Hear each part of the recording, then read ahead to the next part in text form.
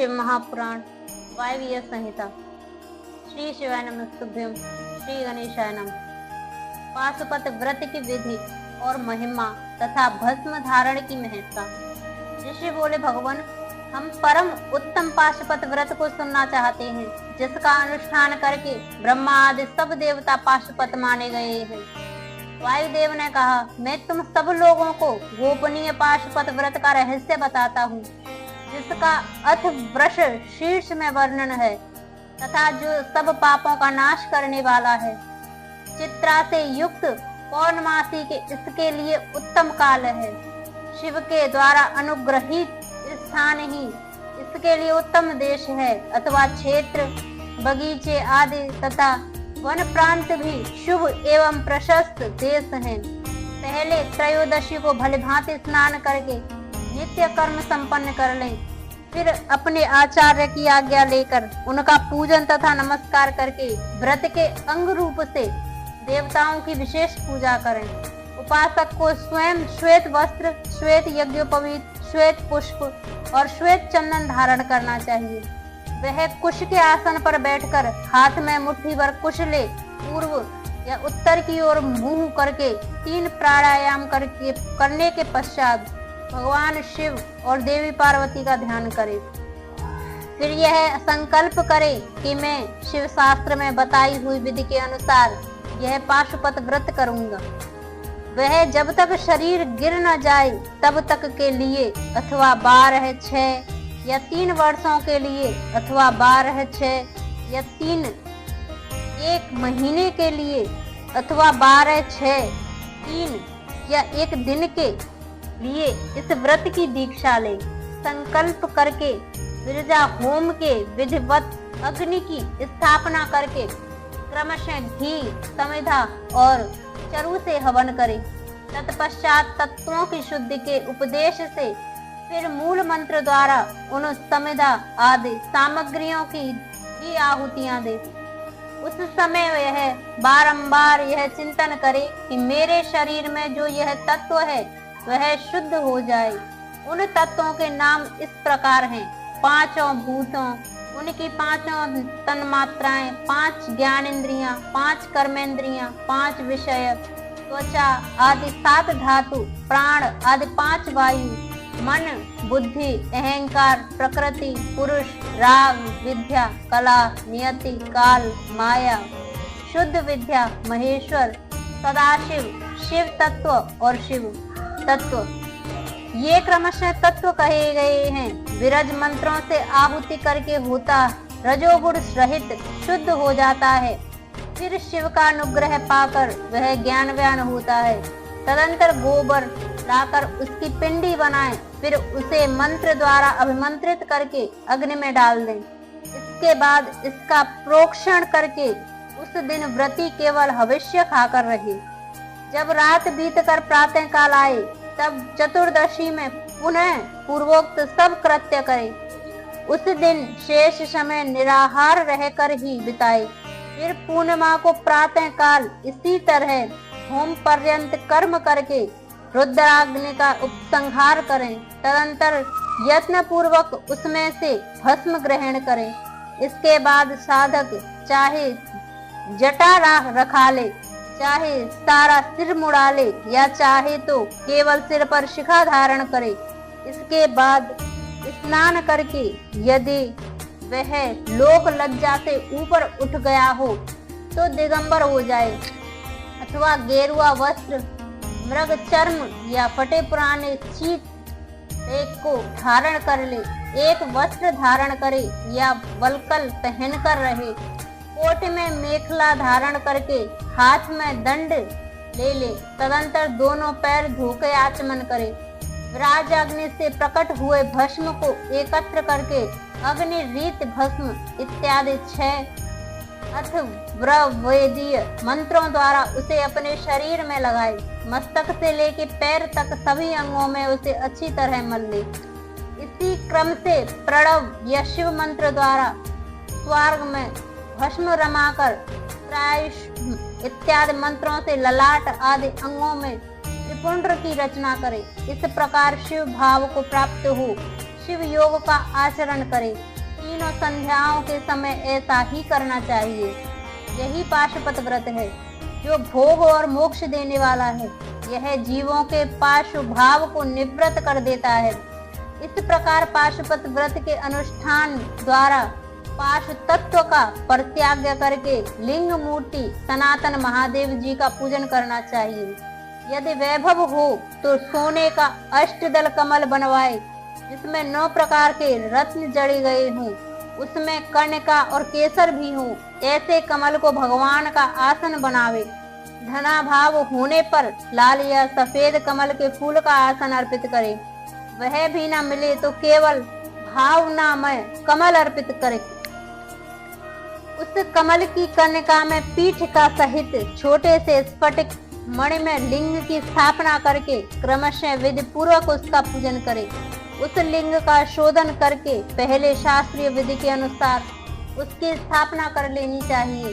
फिर आसन दे पंचमुख के प्रकार से मूर्ति की कल्पना करके पंचगव्य आदि से पुण्य अपने वैभव के अनुसार संग्रहित भरे हुए स्वर्ण निर्मित कलशों से उस मूर्ति को स्नान कराए।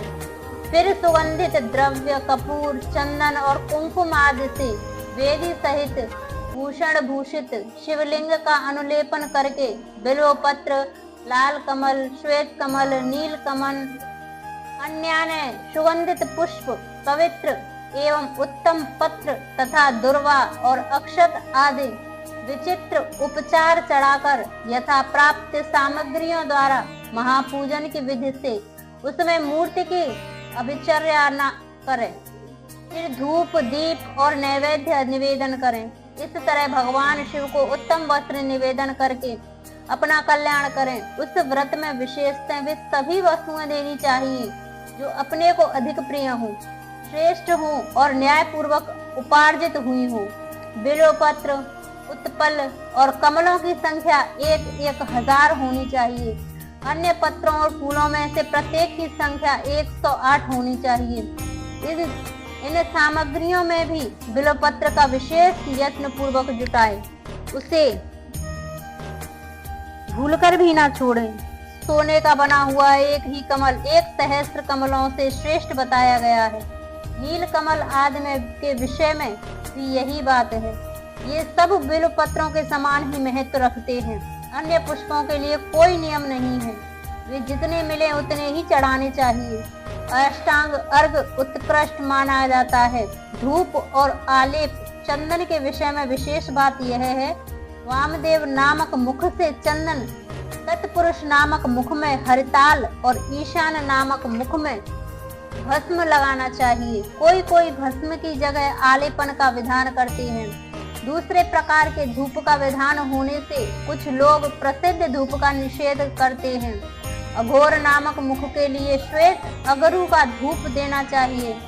तत्पुरुष नामक मुख के लिए कृष्ण अगरू के धूप का विधान है। वामदेव के लिए गुग्गुल, सद्योजात मुख के लिए सौगंधिक तथा ईशान के लिए भी उशीर आदि धूप को विशेष रूप से देना चाहिए।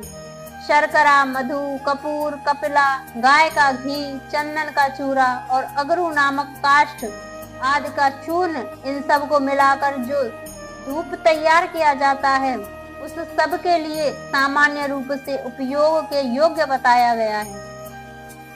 कपूर की बत्ती और घी के दीपक जलाकर दीपमाला देनी चाहिए।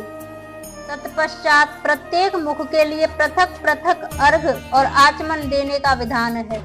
प्रथम आवरण में गणेश और कार्तिकेय की पूजा करनी चाहिए। उनके साथ ही ब्रह्म अंगों की भी पूजा आवश्यक है। प्रथमावरण की पूजा हो जाने पर द्वितीय आवरण में चक्रवर्ती विघ्नेश्वरों का पूजन करना चाहिए। तृतीय आवरण में भव आदि अष्टमूर्तियों की पूजा करना चाहिए। वहीं महादेव आदि 11 मूर्तियों का भी पूजन आवश्यक है। चौथे आवरण में सभी गणेश्वर पूजनीय हैं। पंचम आवरण में कमल के ब्रह्म भाग में क्रमशः 10 दिक्पालों, उनके अस्त्रों और अनुचरों की क्रमशः पूजा करनी चाहिए। वहीं ब्रह्मा के मानस पुत्रों की, समस्त ज्योतिर्गणों की, सब देवी देवताओं की, सभी आकाशचारियों की, पातालवासियों की, अखिल मुनीश्वरों की, योगियों की, सब यज्ञों की, द्वादश सूर्यों की, मातृकाओं की, गणों सहित क्षेत्रपालों की और समस्त चराचर जगत की पूजा करनी चाहिए। इन सब को शंकर जी की विभूति मानकर शिव की प्रसन्नता के लिए ही इनका पूजन करना उचित है। इस प्रकार आवरण पूजा के पश्चात परमेश्वर शिव का पूजन करके उन्हें भक्ति पूर्वक घृत और व्यंजन सहित मनोहर हविष्य निवेदन करना चाहिए। मुख शुद्ध के लिए आवश्यक उपकरणों सहित तांबूल देकर नाना प्रकार के फूलों से पुनः इष्ट देव का श्रृंगार करें, आरती उतारें, तत्पश्चात पूजन का शेष कृत्य पूर्ण करें। प्याला तथा उपकारक सामग्रियों सहित शैया समर्पित करें। शैया पर चंद्रमा के समान चमकीला हार दें। रजोचित मनोहर वस्तुएं सब प्रकार से संचित करके दें। स्वयं पूजन करें, दूसरों से भी कराएं तथा प्रत्येक पूजन में आहुति दें। इसके बाद स्तुति, प्रार्थना और जप करके पंचाक्षरी विद्या को जपें। परिक्रमा और प्रणाम करके अपने आप को समर्पित करें। तदंतर इष्ट देव के सामने ही गुरु और ब्राह्मण की पूजा करें। इसके बाद अर्घ्य और 8 फूल देकर पूजित लिंग या मूर्ति से देवता का विसर्जन करें। फिर अग्निदेव का भी विसर्जन करके पूजा समाप्त करें। मनुष्य को चाहिए कि प्रतिदिन इसी प्रकार पूर्वोक्त रूप से सेवा करे। पूजन के अंत में स्वर्ण में कमल तथा अन्य सब उपकरणों सहित उस शिवलिंग को गुरु के हाथ में दे दें अथवा शिवालय में स्थापित कर दें। गुरुओं, ब्राह्मणों तथा विशेषतः व्रतधारियों की पूजा करके सामर्थ्य हो तो भक्त ब्राह्मणों तथा दीनों और अनाथों को भी संतुष्ट करें। स्वयं उपवास में असमर्थ होने पर फल मूल खाकर या दूध पीकर रहें अथवा भिक्षा अन्न भोजी हो या एक समय भोजन करें। रात को प्रतिदिन परिमित भोजन करें और पवित्र भाव से भूमि पर ही सोएं। भस्म पर, तृण पर अथवा चीर या मृग चर्म पर शयन करें। प्रतिदिन ब्रह्मचर्य का पालन करते हुए इस व्रत का अनुष्ठान करें। यदि शक्ति हो तो रविवार के दिन आर्द्रा नक्षत्र में दोनों पक्षों की पूर्णिमा और अमावस्या को, अष्टमी को तथा चतुर्दशी को उपवास करें। मन, वाणी और क्रिया द्वारा संपूर्ण प्रयत्न पाखंडी, पतित, रजस्वला स्त्री, सूतक में पड़े हुए लोग तथा अनंत्यज आदि के संपर्क का त्याग करें। निरंतर क्षमा, दान, दया, सत्य भाषण और अहिंसा में तत्पर रहें। संतुष्ट और शांत रहकर जप और ध्यान में लगा रहें। तीनों काल स्नान करें अथवा भस्म स्नान कर लें। मन, वाणी और क्रिया द्वारा विशेष पूजा किया करें। इस विषय में अधिक कहने से क्या लाभ। व्रतधारी पुरुष को कभी अशुभ आचरण न करें। प्रमादवश यदि वैसा आचरण बन जाए तो उसके गुरु लाघव का भी विचार करके उसके दोष का निवारण करने के लिए पूजा, होम और जप आदि के द्वारा उचित प्रायश्चित करें। व्रत की समाप्ति पर्यंत भूलकर भी अशुभ आचरण न करें। संपत्ति हो तो उसके अनुसार गोदान, वृषोत्सर्ग और पूजन करें। भक्त पुरुष निष्काम भाव से शिव की प्रीति के लिए ही सब कुछ करें। यह संक्षेप से इस व्रत की सामान्य विधि कही गई। अब शास्त्र के अनुसार प्रत्येक मास में जो विशेष कृत्य है उसे बताता हूँ। वैशाख मास में हीरे के बने हुए शिवलिंग का पूजन करना चाहिए। ज्येष्ठ मास में मरकत मणि में शिवलिंग की पूजा उचित है। आषाढ़ मास में मोती के बने हुए शिवलिंग की पूजनीय समझे। श्रावण मास में नीलम का बना हुआ शिवलिंग पूजन के योग्य है। भाद्रपद मास में पूजन के लिए पद्मराग मणि में शिवलिंग को उत्तम माना गया है। अश्विन मास में गोमदमणि के बने हुए लिंग को उत्तम समझें। कार्तिक मास में मूंगे के और मार्गशीर्ष मास में वैदुर्य मणि के बने हुए लिंग का पूजन का विधान है। पौष मास में पुष्पराग, पुखराज मणि के तथा माघ मास में सूर्यकांत मणि के लिंग का पूजन करना चाहिए। फागुन मास में चंद्रकांत मणि के और चैत्र में सूर्यकांत मणि के बने हुए लिंग का पूजन की विधि है। अथवा रत्नों के न मिलने पर सभी मासों में स्वर्ण में लिंग का ही पूजन करना चाहिए। स्वर्ण के अभाव में चांदी, तांबे, पत्थर, मिट्टी, लाह या और किसी वस्तु का जो सुलभ हो लिंग बना लेना चाहिए, अथवा अपनी रुचि के अनुसार सर्वगंध में लिंग का निर्माण करें। व्रत की समाप्ति के समय नित्य कर्म पूर्ण करके पूर्ववत विशेष पूजा और हवन करने के पश्चात आचार्य का तथा विशेषतः व्रती ब्राह्मण का पूजन करें। फिर आचार्य की आज्ञा ले पूर्व या उत्तर की ओर मुख करके कुशासन पर बैठें, हाथ में कुश लें, प्राणायाम करें। शाम सदाशिव का ध्यान करते हुए यथाशक्ति मूल मंत्र जप करें। फिर पूर्ववत आज्ञा ले हाथ जोड़ नमस्कार करके कहें, भगवान अब मैं आपकी आज्ञा से इस व्रत का उत्सर्ग करती हूँ। ऐसा कह शिवलिंग के मूल भाग में उत्तर दिशा की ओर कुशों का त्याग करें। तदंतर दंड, चीर, जटा और मेखला को भी त्याग दें। इसके बाद फिर विधि पूर्वक आचमन करके पंचाक्षर मंत्र का जप करें। जो आत्यंतिक दीक्षा ग्रहण करके अपने शरीर का अंत होने तक शांत भाव से इस व्रत का अनुष्ठान करता है, वह नैष्ठिक व्रती माना गया है। उसे सब आश्रमों से ऊपर उठा हुआ महापाशुपत जानना चाहिए। वही तपस्वी पुरुषों में श्रेष्ठ है और वही महान व्रतधारी है जो 12 दिनों तक प्रतिदिन विधि पूर्वक इस व्रत का अनुष्ठान करता है। वह भी नैष्ठिक के ही तुल्य है, क्योंकि उसने तीव्र व्रत का आश्रय लिया है। जो अपने शरीर में घी लगाकर व्रत के सभी नियमों के पालन में तत्पर हो, 2-3 दिन या 1 दिन भी इस व्रत का अनुष्ठान करता है, वह भी कोई नैष्ठिक ही है। जो निष्काम होकर अपना परम कर्तव्य मानकर अपने आप को शिव के चरणों में समर्पित करके इस उत्तम व्रत का सदा अनुष्ठान करता है, उसके समान कहीं कोई नहीं है। विद्वान ब्राह्मण भस्म लगाकर महापातक जनित अत्यंत दारुण पापों से भी तत्काल छूट जाता है, इसमें संशय नहीं है। रुद्राग्नि जो सबसे उत्तम वीर्य बल है, वही भस्म कहा गया है।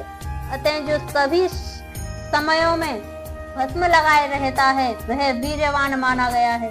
भस्म में निष्ठा रखने वाले पुरुष के सारे दोष उस भस्माग्नि में संयोग से दग्ध होकर नष्ट हो जाते हैं। जिसका शरीर भस्म स्नान से विशुद्ध है, वह भस्मनिष्ठ कहा गया है। जिसके सारे अंगों में भस्म लगा हुआ है, जो भस्म के प्रकाशमान है, जिसने भस्म में त्रिपुंड लगा रखा है तथा जो भस्म से स्नान करता है, वह भस्मनिष्ठ माना गया है। भूत प्रेत पिशाच तथा अत्यंत दुस्सह रोग भी भस्मनिष्ठ के निकट से दूर भागते हैं, इसमें संशय नहीं है। वह शरीर को भासित करता है, इसलिए भसित कहा गया है तथा पापों का भक्षण करने के कारण उसका नाम भस्म है। भूति ऐश्वर्य कारक होने से उसे भूति या विभूति भी कहते हैं। विभूति रक्षा करने वाली है, अतः उसका एक नाम रक्षा भी है। भस्म के महत्व को लेकर यहाँ और क्या कहा जाए। भस्म से स्नान करने वाला व्रती पुरुष साक्षात महेश्वर देव कहा गया है। यह परमेश्वर रुद्राग्नि संबंधी भस्म शिव भक्तों के लिए बड़ा भारी अस्त्र है, क्योंकि उसने धौम्य मुनि के बड़े भाई उपमन्यु के तप में आई हुई आपत्तियों का निवारण किया था। इसलिए सर्वथा प्रयत्न करके पाशुपत व्रत का अनुष्ठान करने के पश्चात हवन संबंधी भस्म का धन के समान संग्रह करके सदा भस्म स्नान में तत्पर रहना चाहिए।